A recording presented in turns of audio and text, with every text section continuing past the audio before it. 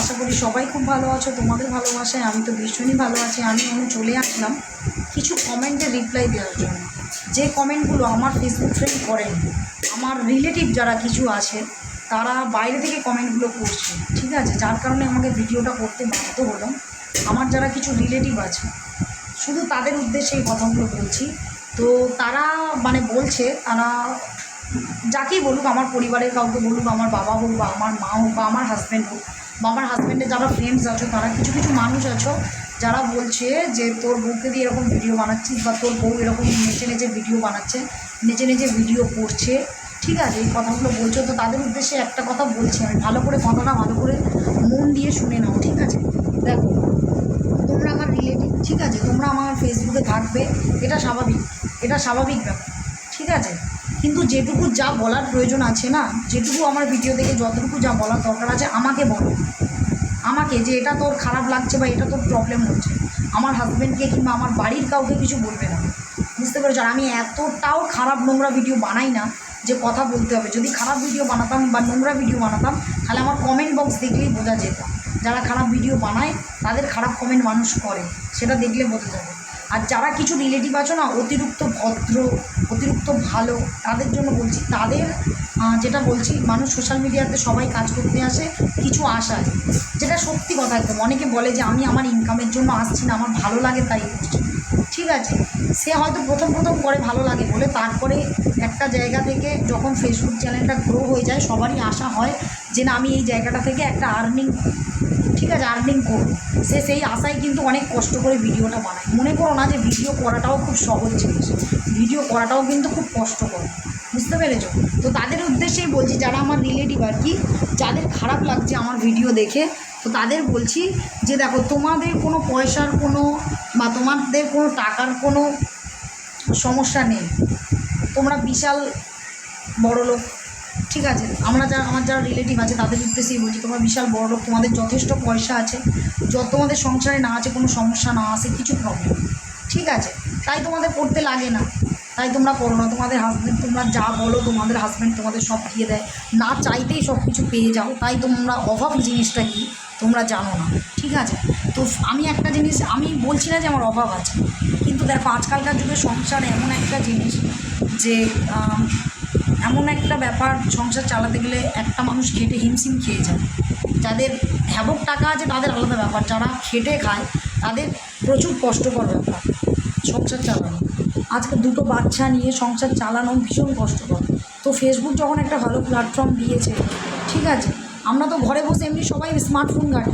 আজকালকার যুগে এমন কোনো মানুষ নেই যে কারোর কাছে স্মার্টফোন নেই। তো আমি সেই ফোনটা, যে নেটটা ঘেঁটে আমরা বাজে খরচা করছি, সেই নেটটা ঘেঁটে যদি আমি কোনো কাজে লাগাই, তাতে তোমাদের কি সমস্যা, তোমাদের কি প্রবলেম?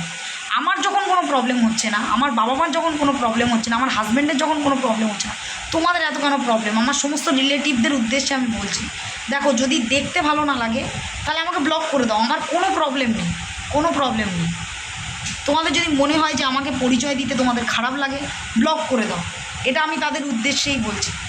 তো প্লিজ, এটা আমার রিকোয়েস্ট। আমরা কোনো প্রবলেম হোক বা কোনো সমস্যা হোক, যে আমি তো তোমাদের কাছে হাত পাততে যাইনি যে আমাকে এই টাকাটা দাও তো, আমাকে এই গয়নাটা দাও তো, আমার এই শাড়িটা দাও তো, আমাকে 10 টাকা দাও তো, আমি খেতে দিই। যদি আমরা না খেয়ে পড়ে থাকি না, যে কেউ 10 টাকা দিয়ে এসেও সাহায্য করবে না, একদিন খাওয়ার পরে 10 দিন লোকের কাছে গল্প করবে, বুঝতে পেরেছো বন্ধুরা? তো সেই কারণেই বলছি, দেখো, যারাই বলছো না কেন, আমি কিন্তু কারোর কথায় আমার নিজেকে আমি থামাবো না। আমি যে জায়গাটাতে এসছি, যে জায়গাটাতে আমি ভেবে নিয়েছি আমি করব, সেই জায়গাটাতে আমি দাঁড়াবো, শুধুমাত্র যদি আমার বন্ধুদের ভালোবাসা থাকে, আমার নিজের মধ্যে অনেস্টি থাকে, তাহলে আমি নিশ্চয়ই একদিন সফলতা পাবো, আর ফেসবুক সেই সফলতা দেবে। তাই তোমাদের উদ্দেশ্যে বলছি, তোমরা প্লিজ কেউ বাজে কমেন্ট করবে না।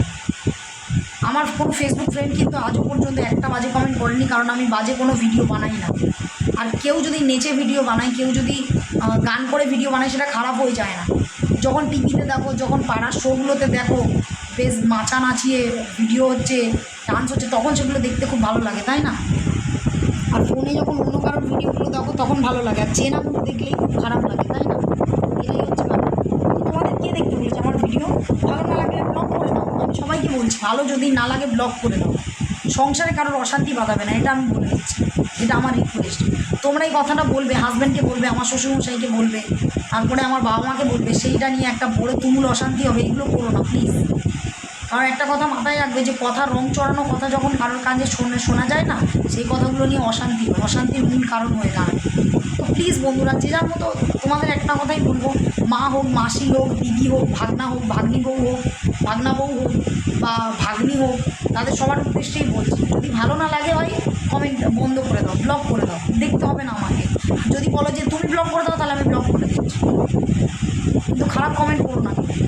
যেটা যদি বলা হয়, যদি প্রবলেম হয়, তাহলে আমাকে বলো যে এটা প্রবলেম হচ্ছে, এটা তুমি করো না, এটা প্রবলেম হচ্ছে, ঠিক আছে? আমি এটা অনুরোধ করছি তোমাদের। আমি কিন্তু আজও পর্যন্ত কাউকে একটা খারাপ কমেন্ট করিনি বা একটা খারাপ কোনো দিন কোনো কথা বলিনি। আমি আমার লিমিট রেখে আমি ভিডিও বানাই। আমি জানি যে কীভাবে ভিডিও বানাতে হয়। আমার হাজব্যান্ড একটা কীর্তন করে, আমার লিমিট আমি জানি। সো প্লিজ এমন কোনো কথা কোনো দিন বলো না যে নিজের সম্মানটা নিজে রাখতে পারবে না। এটা আমার রিকোয়েস্ট সবাইকে। কিছু বলার থাকলে আমাকে বলো। আর লাস্ট আমি এটাই বলবো, যদি ভালো না লাগে ব্লক করে দাও, সবাইকে এটাই বলবো।